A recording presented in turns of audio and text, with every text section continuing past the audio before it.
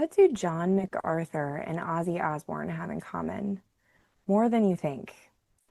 Earlier today, as I was praying, I was caught up in a vision and I saw both men standing on either side of Jesus in heaven. They were both bitterly weeping over the legacy they failed to leave in their generation. I watched it as John MacArthur wept over his spiritual pride, over the intellectual arrogance that led him to condemn the power of the Holy Spirit for today. I watched him weep as he saw that he grieved the third person of the Trinity.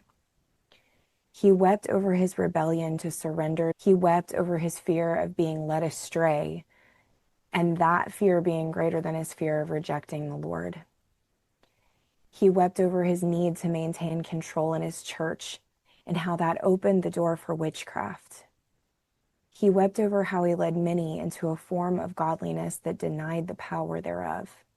And he wept for the truth he once persecuted and for the believers that he shamed for their belief in the Holy Spirit. He also wept for how he had exchanged the invitation to intimately know Jesus through divine encounter for intellectual knowledge about God. He wept because he knew, standing here beside the Lord, that during his life on earth, he was actually like Saul with scales over his eyes. He had never allowed himself to be healed by the power of the Holy Spirit and have the